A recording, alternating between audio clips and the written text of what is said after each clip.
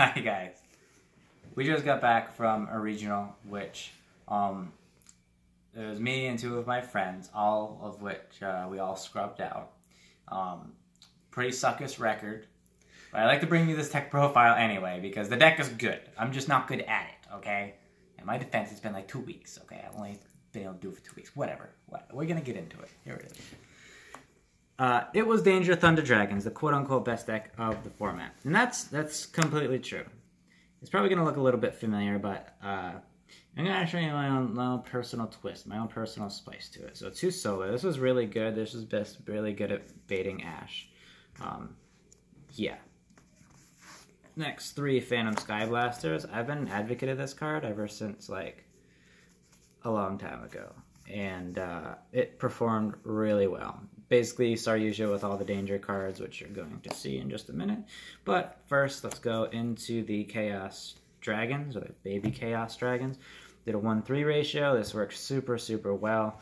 You didn't want to see Dark very much at all, and this guy acts as just a fantastic card. Like, you get a danger in the graveyard for some reason, you could actually special summon this, and then use it to tribute summon, and then you get this in hand to link off. So like you open this, a way to get a dark in the graveyard and roar, like you could just combo off. So they worked really, really well. Love these cards every time I drew them.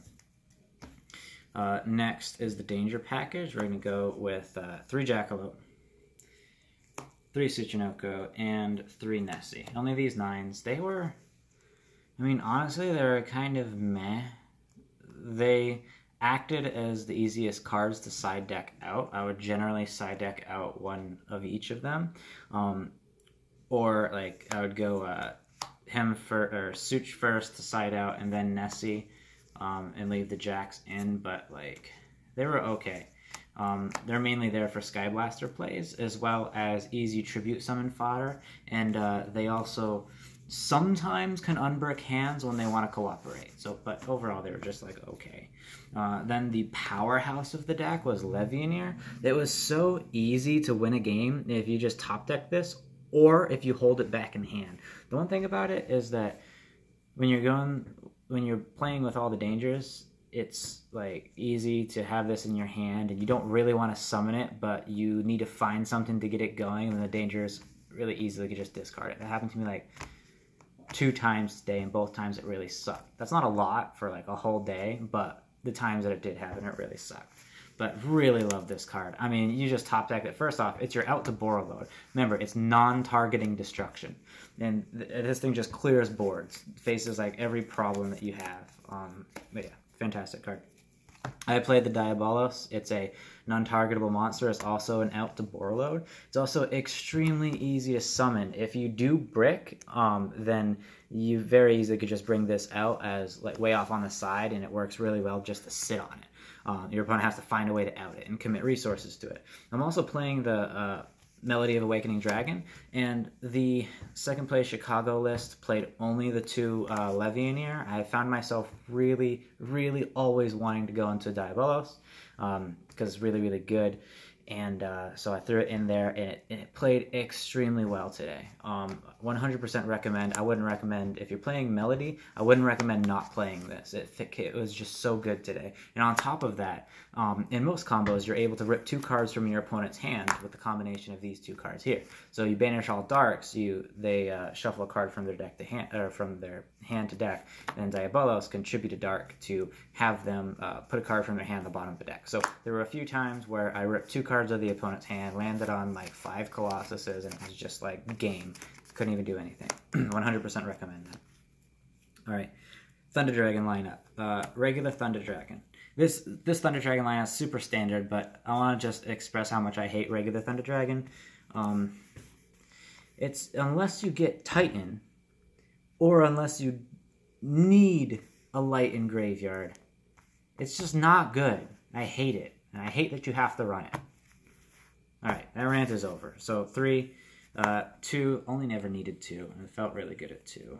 2 Dragon Hawk. There were some times I wished I had 3 in deck, because you could end a combo by searching or adding this to hand or something like that, and you could have a setup for next turn.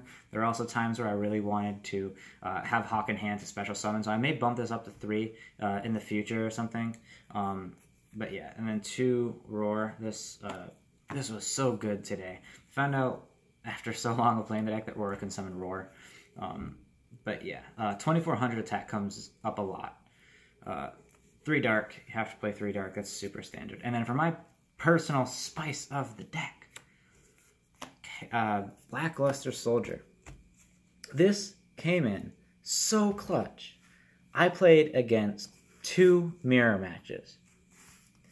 I lost both mirror matches, but in theory, this is just so good in that mirror match. They played the Colossus, and you just banish it. Otherwise, some of the times I had to like use Colossus to crash into Colossus because I had more cards in my graveyard than they had in theirs to build up advantage. But this just was so good, and the OTK potential for this card is fantastic. So yeah, that's all the monsters. I recommend absolutely throwing this in. I did not play Dragon Duo, and I did not miss Dragon Duo whatsoever. This 100% all the way. I hate Dragon Duo. It's so inconsistent. And like when you can drop it, it doesn't win on the spot. This, not only is it good in the mirror match, it strengthens your mirror match where there should be a whole bunch of them, but it's just fantastic. All right, spells. Allure of Darkness, really standard, self-explanatory. This basically acted as Ash bait for the whole day. But if they let me use it, I knew that was good to just go for the rest of the turn. Played 2 Melody. The times that I used this, it was really, really good. Playing this alongside the Danger Engine is fantastic.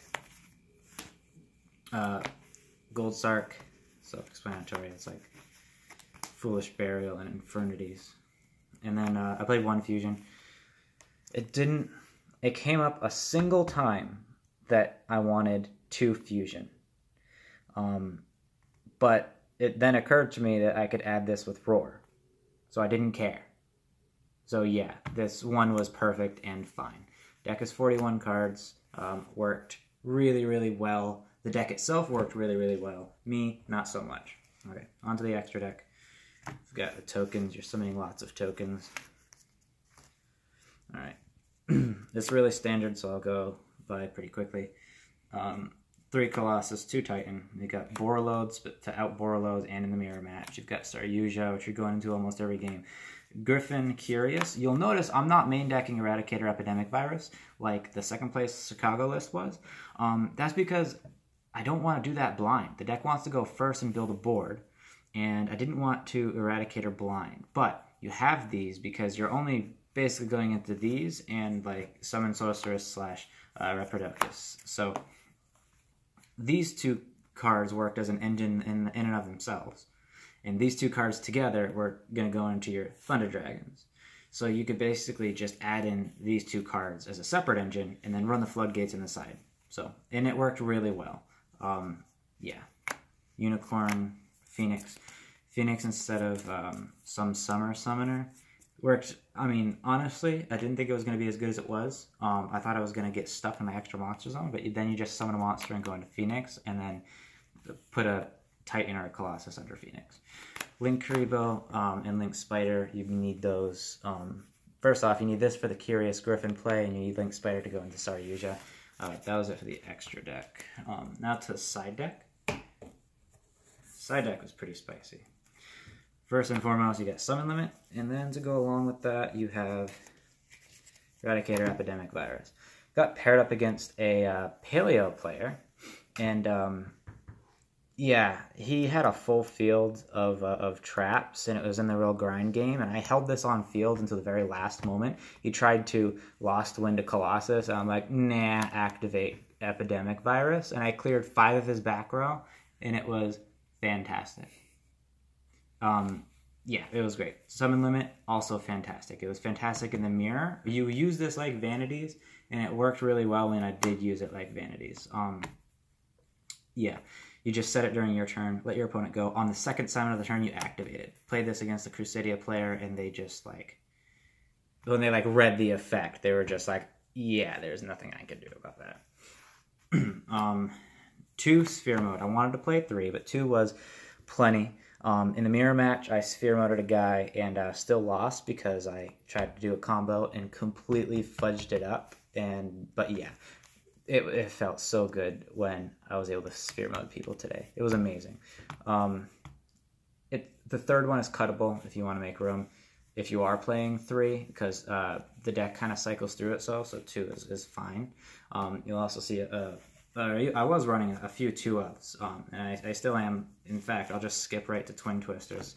I was playing 3, but again, you're going to see these a lot. There were some games where I'd actually side 1 Twin Twisters in if I knew that I was going second against the mirror match, because I know that they potentially could set up some floodgates, and it worked really, really well like that.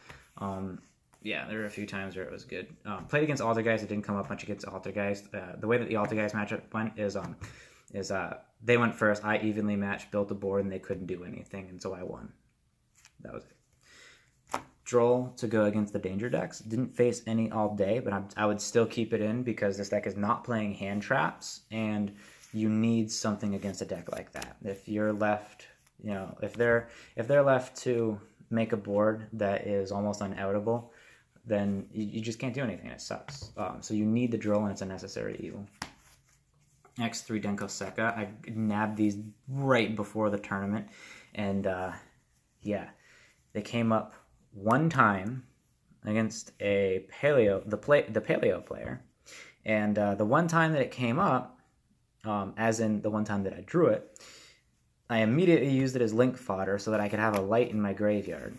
So yeah, but in theory it should be a win button versus Altergeist, which is a really hard matchup. It kind of sucks. Also, Sky Strikers. But yeah, and 3 evenly matched. Fantastic card. I mean, self-explanatory. This thing out so many boards. Yeah, performed pretty great. Yeah, and that's it. Hope you enjoyed the deck profile. Again, it wasn't really different from it wasn't a whole lot different from the second place Chicago deck.